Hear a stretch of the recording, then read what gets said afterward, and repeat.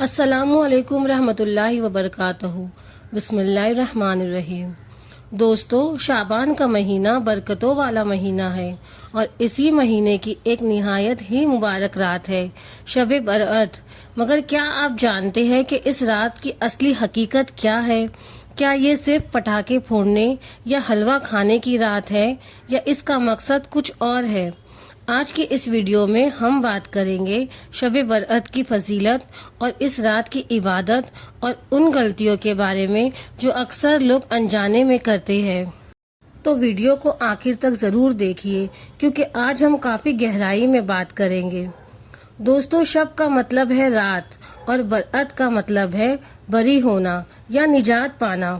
اس رات کو لیلۃ البرأت بھی کہا جاتا ہے، یعنی گناہوں سے چھٹکارا پانے کی رات، تقدیر کی رات۔ کئی علماء کا ماننا ہے کہ اس رات کو اگلے 1 سال کے لیے رزق، موت اور زندگی کے فیصلے کیے جاتے ہیں۔ اللہ سبحانہ و تعالیٰ اس رات کو اپنے بندوں پر خاص رحمت نازل فرماتا ہے اور بے شمار لوگوں کی مغفرت کرتا ہے۔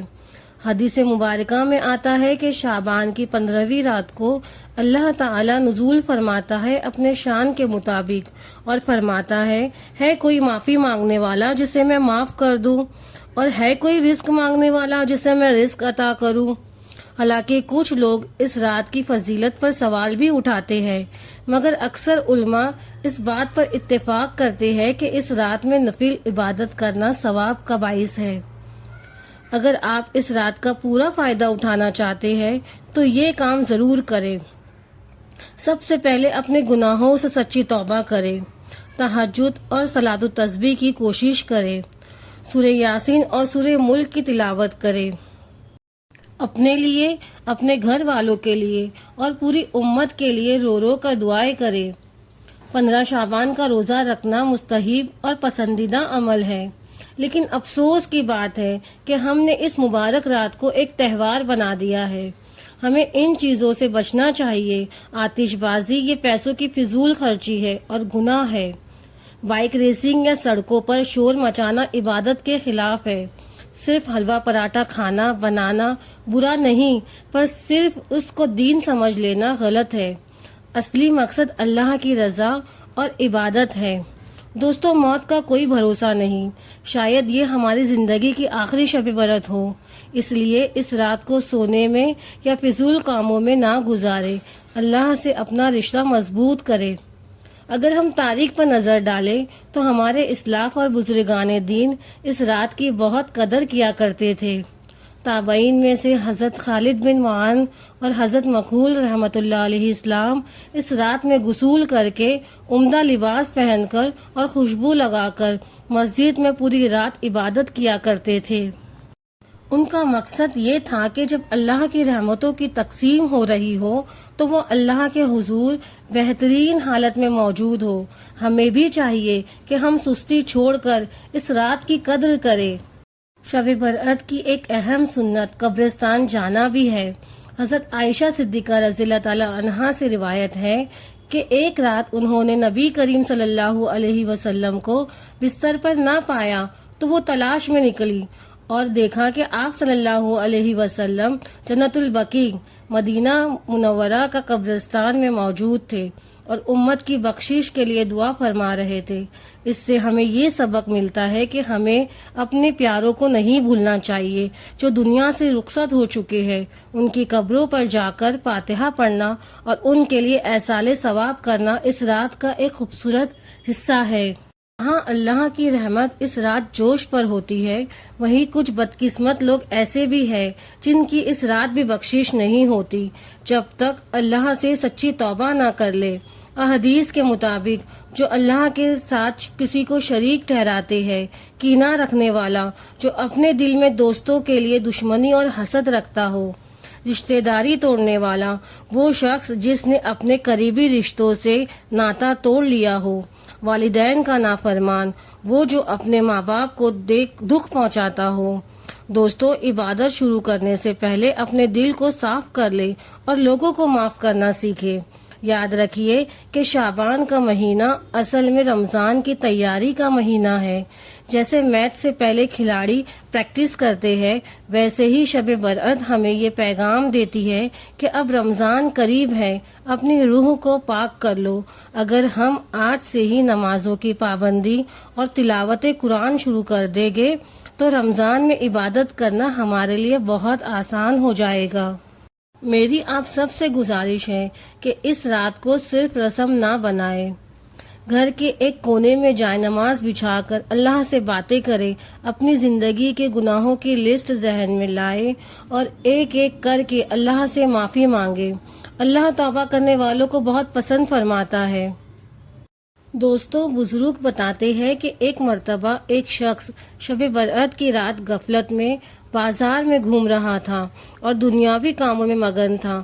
اسی وقت کسی اللہ والے نے اسے دیکھ کر کہا، اے نادان، تجھے کیا معلوم کہ جن کپڑوں کو تو آج خرید رہا ہے شاید تیرا کفن بھی انہی میں سے کٹنے والا ہو اور تیرا نام زندوں کی فہرست سے نکل کر مرنے والوں میں سے لکھ دیا جائے۔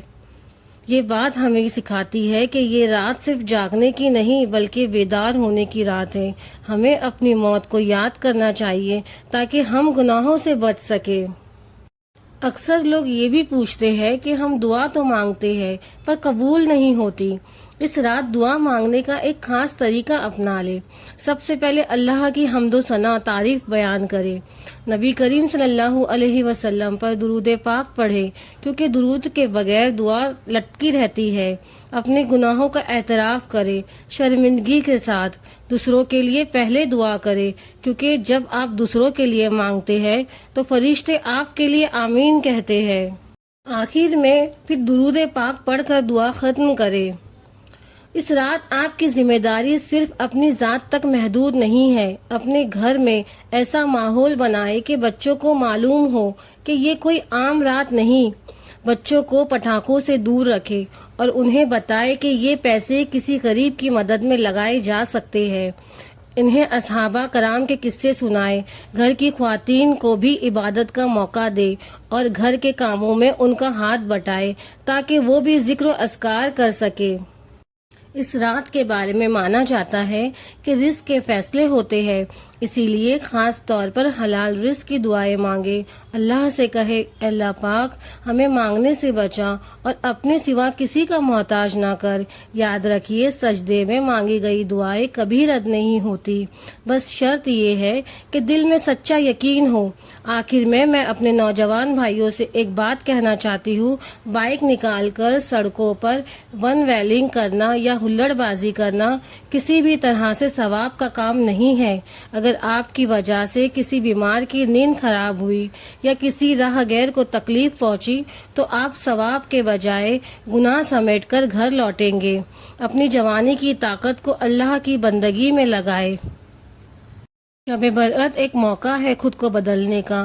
اگر آج ہم نے سچی توبہ کر لی تو یقین مانیں ہماری آنے والی زندگی اور آخرت دونوں سنور جائے گی۔ اللہ ہم سب کو اس رات کی حقیقی برکات سمیٹنے کی توفیق دے۔ اے اللہ تو معاف کرنے والا ہے اور معافی کو پسند فرماتا ہے، بس اس مبارک رات کے صدقے میرے اور تمام مومن مومنات مسلم و مسلمات کے صغیرہ اور کبیرہ گناہوں کو معاف فرما۔ اے اللہ پاک اس سال ہمارے رزق میں برکت اور وسعت عطا فرما، ہمیں حلال کمانے کی توفیق دے اور اپنے سوا کسی کا محتاج نہ کر۔ اے مالک دو جہاں ہمیں اور ہمارے والدین اور تمام گھر والوں کو ناگہانی آفتوں، بیماریوں اور ہر قسم کے شر سے اپنی پناہ میں رکھ۔ اے اللہ پاک ہمارے دلوں کو دین اسلام پر ثابت قدم رکھ، ہمیں صراط مستقیم پر چلا اور ہمیں ان لوگوں میں شامل کر جن سے تو راضی ہو گیا ہے۔ اے اللہ پوری امت مسلمہ کے حال پر رحم فرما، جہاں کہیں بھی مسلمان پریشان ہیں ان کی غالبانہ مدد فرما اور ہمیں اتحاد و اتفاق عطا فرما، آمین یا رب العالمین۔ آخر میں بس اتنا کہوں گی کہ جانے سے پہلے کامنٹ سیکشن میں آمین ضرور لکھیے گا. کیا پتہ کسی کی دعا قبول ہو جائے اور ہم سب کی مغفرت ہو جائے. اس ویڈیو کا مقصد صرف معلومات دینا نہیں بلکہ ہم سب کی اصلاح ہے. اللہ ہمیں عمل کی توفیق عطا فرمائے. آمین. دعاؤں میں یاد رکھیے گا. اللہ حافظ.